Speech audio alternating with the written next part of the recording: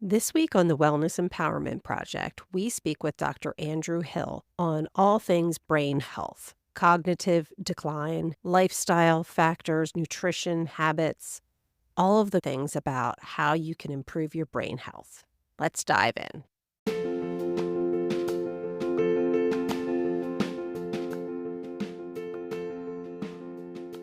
Welcome to the Wellness Empowerment Project.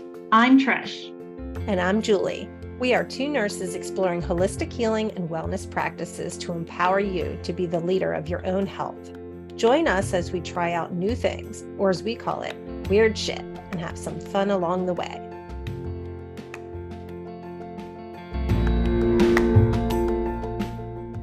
Hello, welcome to the Wellness Empowerment Project. Today we are speaking with Dr. Andrew Hill. He is the founder of Peak Brain Institute and a leading neurofeedback practitioner and biohacking coach for clients worldwide. He has lectured on psychology, neuroscience, and gerontology at UCLA's Department of Psychology, where he received a PhD in cognitive neuroscience. At Peak Brain, Dr. Hill provides individualized training programs to help you optimize your brain across goals of stress, sleep, attention, brain fog, creativity, and athletic performance. He is the host of the Head First podcast and continues to do research on attention and cognitive performance. Welcome to the Wellness Empowerment Project, Andrew. Oh, thanks so much for having me, guys. It's nice to be here. Thank you for joining us, Dr. Hill. After reading that bio, it made me really think of my own parents as they're coming up in age. I'd really like us to dive into brain health, especially as we get older. Mhm. I feel like there's this misconception, especially with the older generation, that we just accept that we have cognitive decline as we get older. I don't believe it's true. I'd like to know what your thoughts are on that and what people can do. Yeah, it's not inevitable that we have cognitive decline. There are some things that dip with a function of age or trajectory, things that have this life course shift. We often know about the body stuff. So there's this concept of sarcopenia. Starting age 30, there's this long, slow, multi-decade shift where you drop bone density, reduce muscle density, reduce water mass, but gain fat mass. It's balance there. And that's the sort of body-based aging stuff we're most visibly aware of and we're focused on often. There are some brain things that tend to happen like that. Cortical thinning happens at a few percent per year after age 30 or 40. We get other phenomena that are accumulations of everything from wear and tear to lifestyle factors, nutritional factors, trauma, sleep dysregulations. Things do build up and do take us our optimal performance off the sort of peak place we can be. But just like bone density or muscle mass, those are trajectories and tendencies of the system. You can work against them. A lot of the goals of modern gerontology, modern aging is not infinite life or fixing aging. That's not a disease model of aging. It's the idea of quality of life, life in your years, not so much years in your life. There's this concept of compression of morbidity. You'd like to only be ill right at the end for a second or two, right before you die. And the rest of the time, you'd rather be spry and excited and not having pain and having tons of energy. So we're getting better at that. I think there is a generational, you alluded to this, a generational perspective about how we view aging and think about how different it has been over a couple of generations. Our parents have a certain amount of people that are 60s and 70s have a certain amount of physical engagement these days and health generally. But their parents at that age, I would argue, were actually not quite as robust. And their parents, you go back 2, 3 generations, and there's a different type of aging. Aging seems to happen a little faster. There's more consequence. There's less modern healthcare. There's, again, a concept in gerontology where the population pyramids, the amount of young people, medium, and older people starts off as a pyramid as societies develop, civilizations develop. And as we get better and better at eliminating the costs of infectious disease, the costs of childbirth, death, the pyramid starts to regularize. And we end up with this column where you have people, as many young people as old people. And then we have things like the baby boom, which is a lump in the middle of that column and that travels up. And the echo boom, which is my generation, Gen X, the next little lump that travels up that column. But the causes of aging are starting to be addressable in many ways. Certainly the disease aspect causes. We're still not able to completely address or even really treat sometimes the big 3 or 4 diseases of aging that involve the brain. Those would include all of the sort of Alzheimer's type dementia phenomena, of which there are few, and then all the Parkinsonian phenomena, of which there are few. They all have disease process type stuff. Then we have cancer and diabetes aspects of, and vascular aspects of brain stuff. They all do create problems, specific pathologies, but you're not guaranteed to get any of them. And many of them, you can steer those trajectories. Dementia, even Parkinson's may not be a disease. Certainly dementia, it's not a disease process that you get and happens to you in a week. It's 30 years of that trajectory changing. The changes we do see in the brain with normal aging and some of the stuff that accelerates into pathological becomes tissue loss. The amount of brain cells starts to reduce a little bit, especially in some of the areas involved with the body and awareness of the outside world, the sort of physicality of the space you're in. We lose processing speed through some myelination changes. It builds up a myelination, but as the cell bodies drop away, you get less connectivity. We get a change in speed there. You see reduced activity in the brain and a slower response in the brain to the same stimulus. It's something called the P300, which is the positive wave that happens about 300 milliseconds after you see something you're noticing or you're interested in or is popping out for you. And that P300 gets reduced in height because there's fewer cells firing, and it slows down in time. It happens a tiny bit later. And you can see that change every decade from age 30, from 30s, 40s, 50s up through 80. It just gets a little bit blunted and a little bit slower every decade, unless you do some things. There's good work initially by a scientist named Lazar. I think she was a grad student initially when she published, but now she has a lab that does a lot of this work.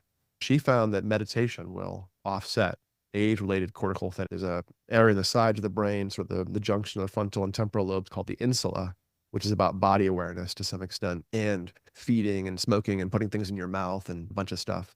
The insula thins out and the lateral sides of the frontal cortex really quite thin out quite a bit with aging, unless you meditate. I estimate about 20 minutes a day is probably enough based on a bunch of studies to offset age-related cortical thinning. And you can potentially build more brain. It doesn't mean that you have to have started it 20 years ago. You could start it now. But there's a direct correlation with how much you've meditated lifelong and how much you've spared. You've sidestepped that cortical thinning that just tends to happen with age. It's like adding some bone density or muscle mass. There's a metabolic reservoir, a health reservoir you're building when you do things like meditation, in this case for your brain. And the body and the brain are a little hard to change as we get older and older. Plasticity does dip a little bit. It doesn't go away. Plasticity is still really high, lifelong. That's what learning is. Regulatory stuff requires plasticity to be there, but it does slow down a little bit. The average 60 or 70-year-old is making about 700 new brain cells, new neurons every day. But somebody who's a few decades younger, it's making several thousand brain cells a day. Of course, the brain cells can still reorganize pretty much infinitely and create new connections. So the numbers aren't that important. It's that speed, that cortical interconnectedness, the thinning, that seems to be the big issue. These days, not only do we have a different perspective on aging, like my parents go out and they're super active, and their parents a little less, and their parents a bit less in terms of a late stage of life to become more older and sedentary. Nowadays, we're taking things that used to be medical treatments and we're bringing them into your hands. You can look at your triglycerides and go, oh, I better back off on the ice cream. Whoops. It's an obvious feature, and you can do some of that stuff now with regards to your brain. You can look at the brain's resting activity and see how fast your alpha waves are. If they're slower than the average person your age, your idling speed, your processing speed is a bit dippy. If that's spreading out throughout the hemisphere, you're going to have a hard time handing off information throughout your mind. That's going to produce delays in recall, a little tip of the tongue phenomena and hunting for words and hunting for names. I'm picking on that feature of our brain because in aging, people are often concerned that little senior moment, the delayed recall, I know that person's name, I know you just told me something. That kind of stuff is actually not memory, believe it or not, it's speed. Memory structures are likely intact with that little brief information retrieval stuff. We've lost memory, true age-related cognitive memory features that are the ones you worry about. When you lose episodic memory, first-person experiences are the ones that are true memory structures degrading. But if you're losing words and names and can't quite find that person's speed, actually, it's handoff. You're popping the car into gear. It's popping right back out as you try to apply pressure. And that's a trainable thing. It's usually a function of the brain slowing down, Often there's a sleep regulation or an amount of deep sleep you're not getting anymore that's making the brain be like a car driving around with the e-brake rubbing. So there's this drag on all the power you have. You have the power, but it's not well synchronized. You're brute forcing a little bit, and some of the resources don't feel quite as reliable. You can take control of a lot of this stuff. So meditation will thicken up the cortex. Some of the things we used 20, 30 years ago for medications have come to the sort of consumer level. There's age-related or aging supporting, pro-aging nootropics. There's some medications that used to be only by prescription that are now supplements that help support things like that processing speed or that myelination. There's a compound called acetylcholine or CDP-choline, which improves processing speed and seems to actually change how cells make their cell membrane, how they incorporate choline, how they can use choline. That really helps with transmission and processing speed, and you feel it. So this, what used to be an aging medicine 30, 40 years ago is now in that supplement or nootropics pharmacopoeia we get access to as consumers.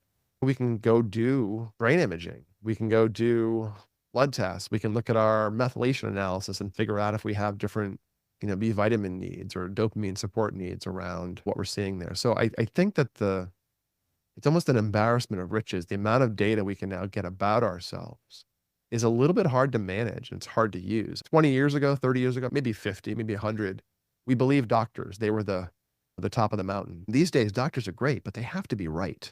You go to them for answers. I think there's this other mode we should be in a little bit, which is exploratory, which is looking at data, which is constantly learning. A lot of what I do is to teach people to understand their brains through this kind of data.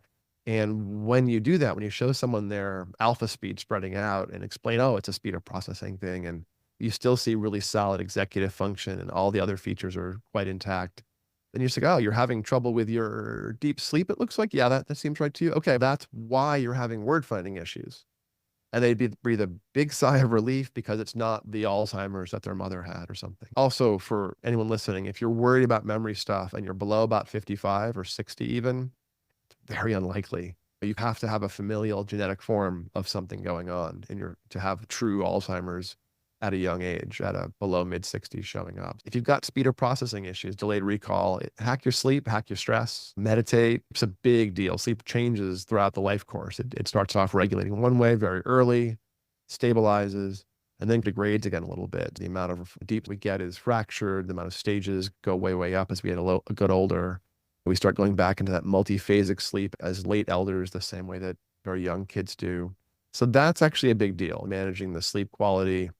These are all things we can do at any age, but there's a bunch of circadian cues that the brain will, pick up from the outside world to help synchronize all the clocks.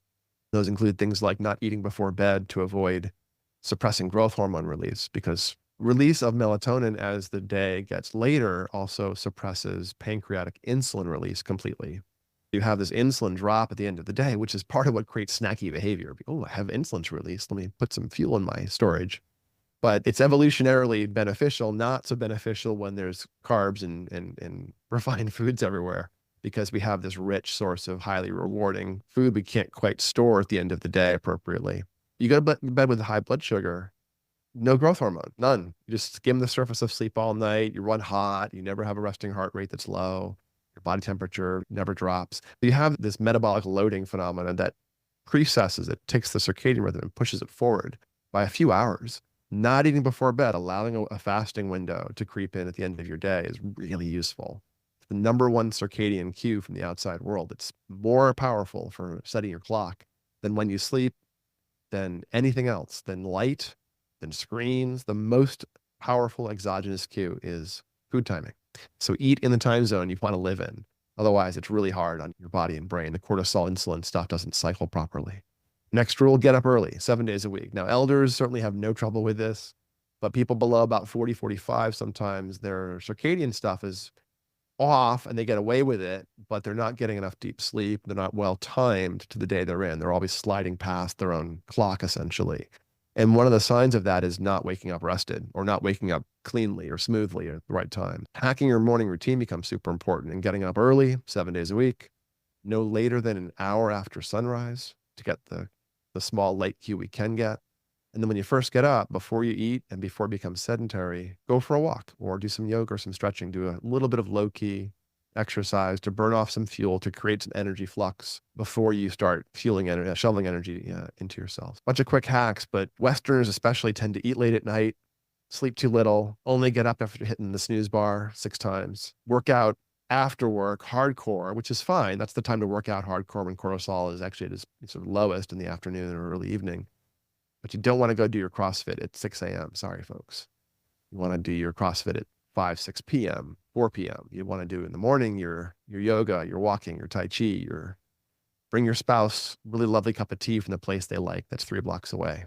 Stack your morning routine. But the idea is to think of a minimal viable practice. Like, what can you squeeze in the morning that doesn't feel like you're squeezing it in? It feels like self-care. You get up, what don't you skip? You get up, you hit the can, brush your teeth. Can you do 5 minutes of yoga? Can you meditate? Can you go for a short walk? What is that thing that becomes part of the practice, not part of, oh, I got to get my workout in? Because just like exercise, the routines that work are the ones that you do, not the ones that are necessarily perfect. There's some advice for hacking your circadian to get the most out of all kinds of things, but especially aging. You just gave us a ton of information. I Sorry. want to pick, no apologies necessary. But I do want to pick apart some of what you just said because, and I'm going to show my age a little bit. I'm also a Gen Xer.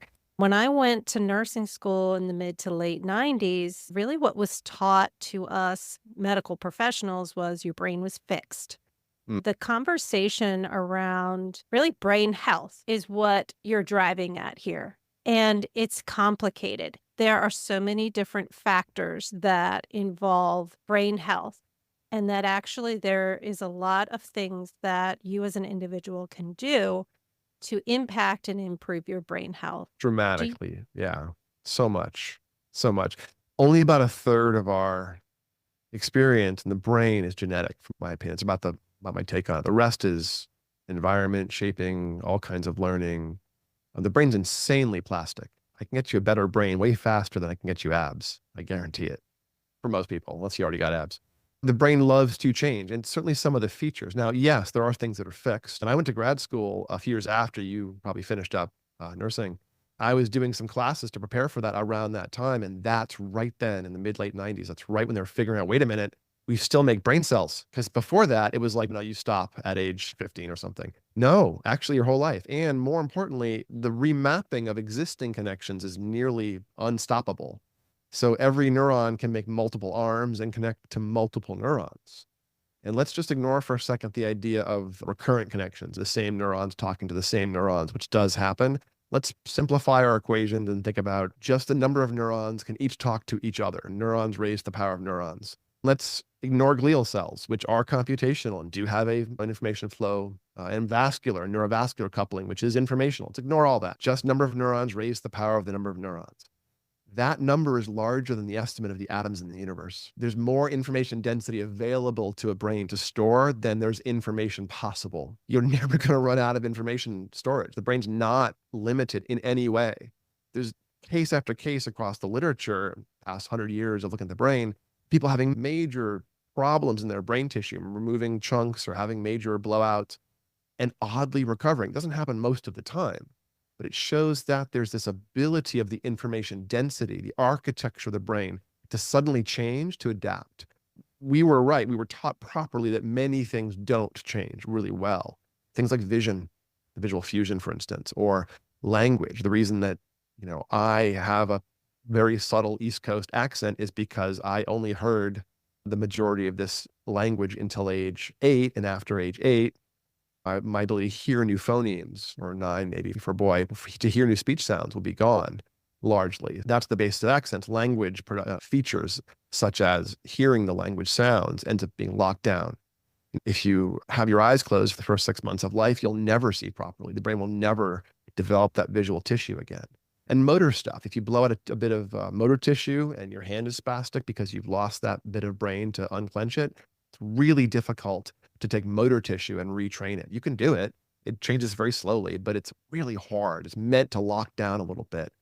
And then there's the other stuff, the regulatory stuff, the stuff that's meant to change. That tissue is balanced between resource demand and the environment and a bunch of deep regulatory features, and it's always tuning. If you can put your thumb on the stuff that's meant to change, it changes really quickly. That includes all of the anxiety factors, all of the features of anxiety, perseveration, rumination, social and sensory, hypervigilance. You can see these things in a resting brain, and they're meant to adapt. They're meant to change in response to the environment's demands. So let's take executive function things, sleep things, sensory, social. These are all meant to change. Speed of processing, stability. The brain's meant to regain stability, to suppress seizures, suppress migraine. When these features show up, when you have suffering or symptoms or goals in these areas, in attention, stress, sleep, these are actually things that you can learn to shape, take control over, and make progressive change, a lot of change over a few months. We already know this, but let me give you a little perspective on how our brains change and how these adaptations might not always be ideal, even though they make sense. We've got the cingulate cortices, the front and back midline, or anterior and posterior cingulate. And they're switching systems at the intersection of stress and attention. Now, largely the front of the brain is about the inside self.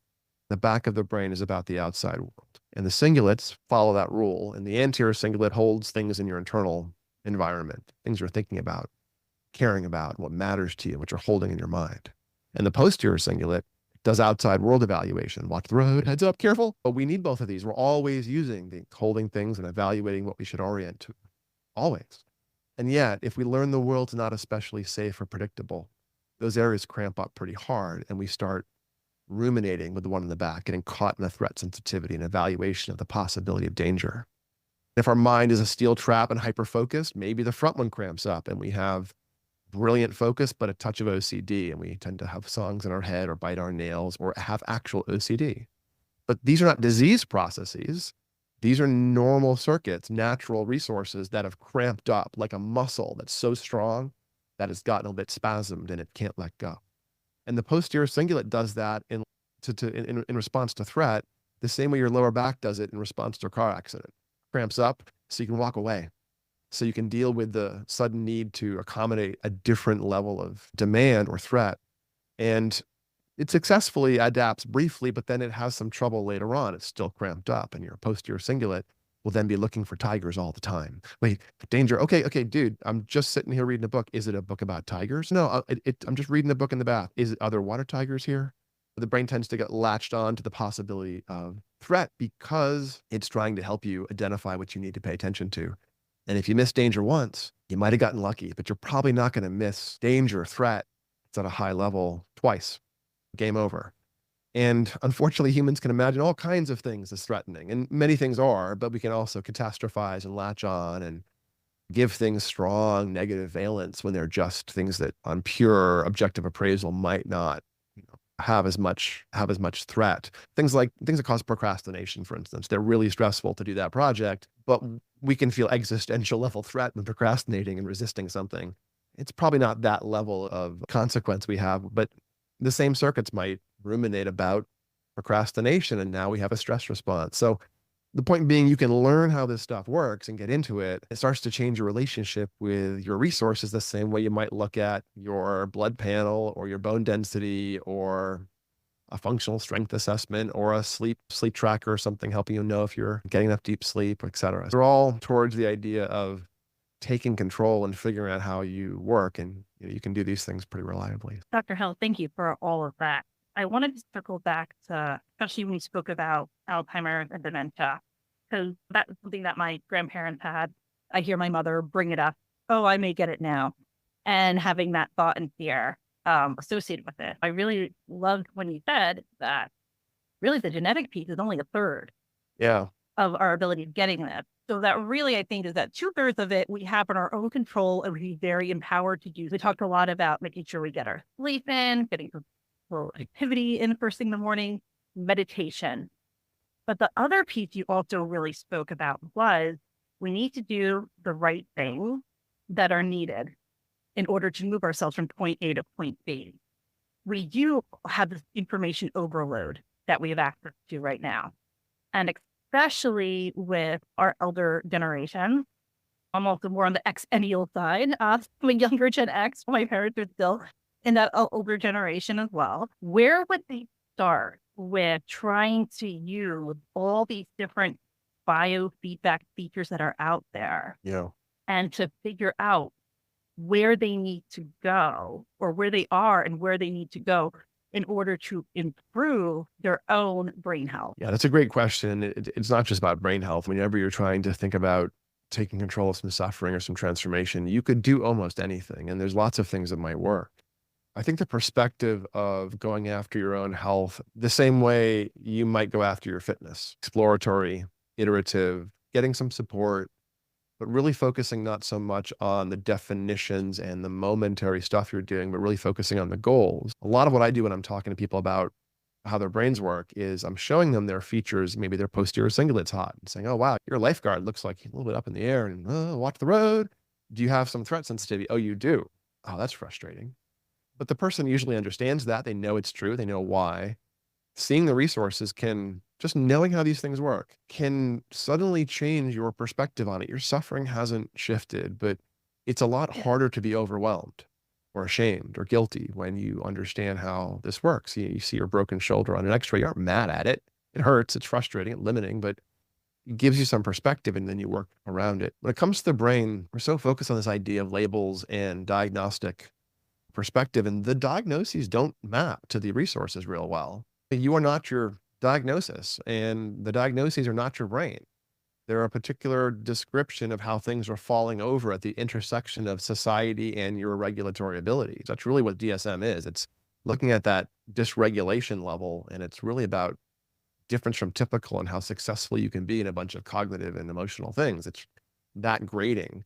It's not really tied to the level of the resources. I would say for someone like your mom who's concerned about age-related phenomena, there's a bunch of things you can do. Yes, only a third of your stuff is genetic. In the case of dementia, we're thinking about the primary genes or things like APOE, right? And you have the APOE gene, you have two copies of it, and the 4 variant is the one that makes you most likely to oxidize fats and develop this sort of Alzheimer's prone tendencies in the brain. If you have APO, I think it's 2, you're much more likely to oxidize the fats and get cardiovascular and atherosclerosis stuff, arteriosclerosis.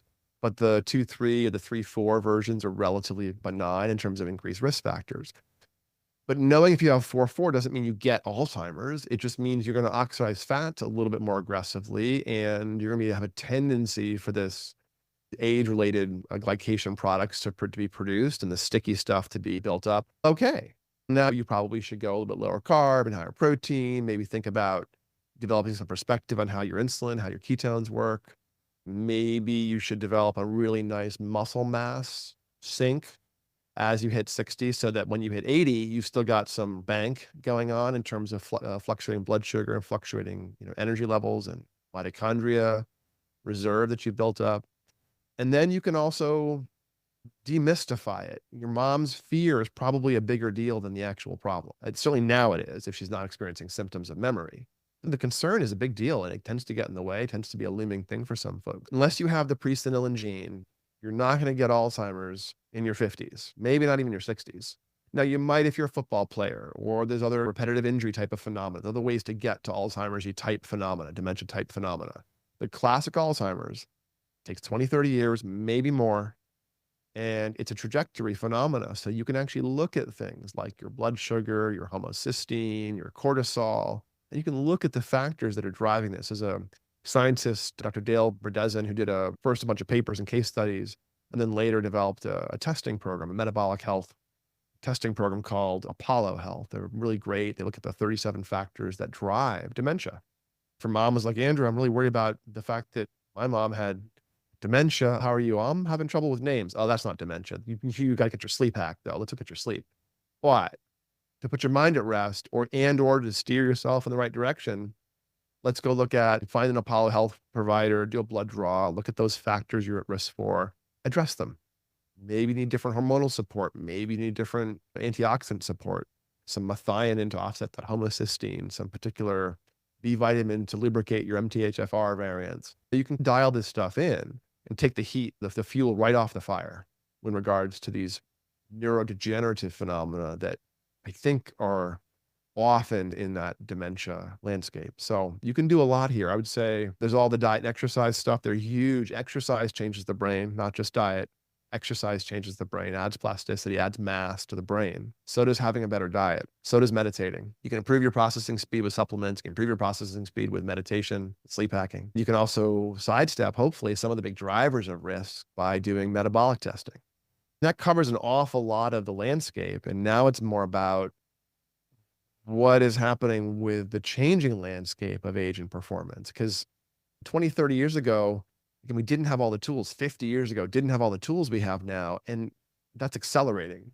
So next year, the year after, we're going to have twice as much on hand as we had last year in terms of medical papers and stuff to inform us how to use all this. I think that this is funny, we're talking about a gerontological population. I think we're going to get a lot of benefit from ultra high technology shortly, because the amassed amount of literature and also the computational, the modeled drug discovery, the small molecule modeling and math to figure out small molecules and drugs for certain unknown or rare diseases with unknown etiology, that's starting to accelerate aggressively right now from what I can see. And I think we're going to start seeing everyone, and maybe rightly so, is mad at AI for scraping the content of human existence and training us up on art and politics and art and everything else. That's definitely a thorny issue. But I'm very excited for AI to finish or to digest enough of PubMed, enough of the literature on health and wellness. So when a new paper comes out that has translational, functional impact for somebody, their health avatar goes, oh, hey, we think we found a weird paper that might be related to you, and that might recommend this supplement on these genes you have. And I think that's where we're going, is right now we rely on, again, a little bit of skilled people to help us guide. If you want to learn your brain, I can show it to you, but it's a little complicated. And right now, for the next 5 years, it'll probably take someone like me to teach you your brain maps, to show you how your brain works on a resting EEG. But at some point, and I think that the elders are people that are older now, people that are maybe 70 now and above, 75, 80. I think if they can hang on for another 5 years or so, we're going to start seeing this phenomena that Ray Kurzweil calls the singularity, which I think is a bit silly, that the idea that lifespan starts to expand faster than illness does. That's probably never going to happen from my perspective as a somewhat conservative gerontologist. The goal is not immortality, but we might end up at 120 reliably and looking good and feeling great. We might be able to work on some of the appearance stuff, the skin, the connectivity tissues. Those are the big things that actually matter for aging for most people. It's the connectivity of tissues.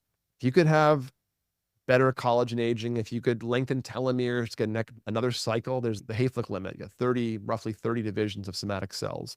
And then you've lost the shoelace cap on the genes and they stop dividing. As a protection for cancer, you don't want to have unchecked division. So the body has the cells have this way of not growing forever. Great. But that means that when we're 50 and 60, we have tissues that can't replicate and clean itself up.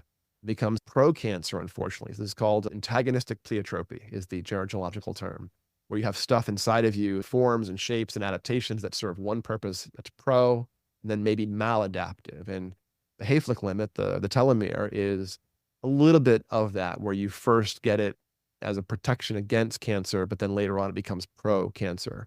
So I think if we figure out how to, and we're starting to get some sense of lengthened telomeres, which is an anti-aging approach, that plus tailored individualized medicine that's actually able to use the past 200 years of human science, not just have one skilled doctor or gifted healer somewhere who knows how to do the one thing and you happen to find them.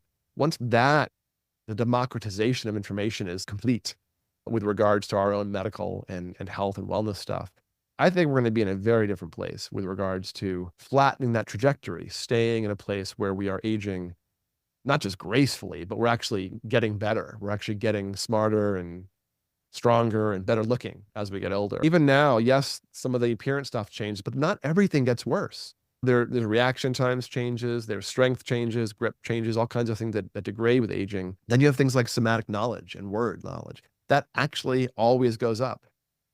Barring something like Alzheimer's, you actually have increased word production, semantic knowledge, category knowledge. It just never stops going up. So if we can fix a few of the small things that seem to be trajectories more than hard limits, I think we'll get another 20 years of like healthy human life. And I think the next century will live roughly to 100. Most of us, like now it's 80. I think we'll get 20 years, most of us, without it becoming only the rich and famous get that. Only folks that can get PRP injections and micronutrient design diets. I don't think we need that. I just think we need to apply the stuff that we know how to do now, that we've known how to do for 50 years. A lot of the things we're finding now that are healthy are things we knew for the past ancient human history, like flavonoids are the new thing in biohacking. And they seem to have this really strong lymphatic pumping and drainage kind of thing. And the lymphatic system is really under focused on in terms of health with the circulatory system and immune system. Lymphatic system is both. It seems to be involved with diseases of circulation, diseases involving lipids, metabolism. Now we're figuring out that flavonoids seem to cause a nice lymphatic action. So apple a day keeps the doctor away, or keeps the doctor from getting his bread, apparently.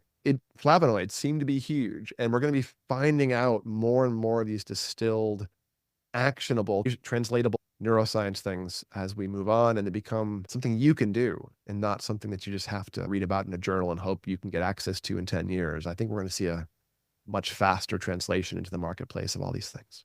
So Tell us positive, about- optimistic. Dr. Hill, this has been an incredible 30 minutes.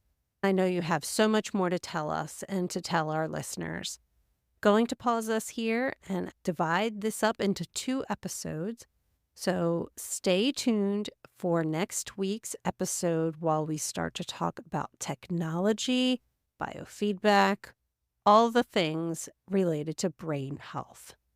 Thank you for listening to the Wellness Empowerment Project, and we'll see you next week.